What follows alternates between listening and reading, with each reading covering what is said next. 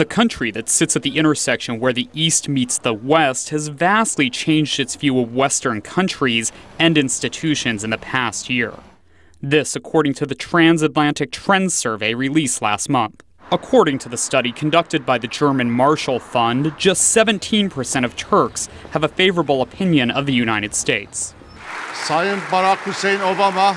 This, despite U.S. President Barack Obama's attempts to reach out to the predominantly Muslim country, telling the Turkish parliament on his first overseas trip just over a year ago that the U.S. seeks stronger ties with the Middle East.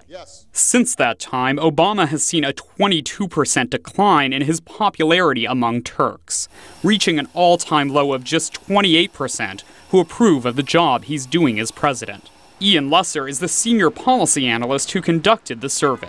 Opinion of the U.S. leadership, positive views of U.S. leadership have really plummeted. We are in single digits when it comes to positive views of the United States in Turkey. In addition to declining public support for the U.S., the mainly Muslim but secular nation seems to be dissatisfied with other Western institutions as well. Support for NATO, the Western security organization, has dropped nearly 20 points since 2004, with only 30% of Turks now believing the alliance to be essential to their security. And just 38% of the Turkish public believe that EU membership would be beneficial to the country, a 35% decline over the same period. Michelle Egan teaches European Studies at American University's School of International Service. People are a little concerned about its shift away from the West, away from the EU. It's been very active in terms of with its Middle East neighbors, and it has independently with Brazil made an initiative vis-a-vis Iran, which the United States has not supported. Alignment with Iran is another trend seen in the survey, with only 14% of Turkish respondents believing military action should be taken to keep Iran from obtaining a nuclear weapon. It's at cultural festivities like this one, just 2 blocks away from the White House, that organizers say present a unique opportunity for culture from the East and the West to come together at a time where relationships between those two entities are so imperative. In addition to the traditional dancing and food, people attending this year's Turkish festival in Washington received an extra helping of discussion about Turkey's role in the West. Festival organizer Demet Jabbar. We are trying to improve that, try to rebuild cultural understanding and bridges of friendship between the U.S. and Turkey. And that's why I think bringing culture into the plate is very important, because it is so universal. Some Turks living in America acknowledge growing disappointment with the West.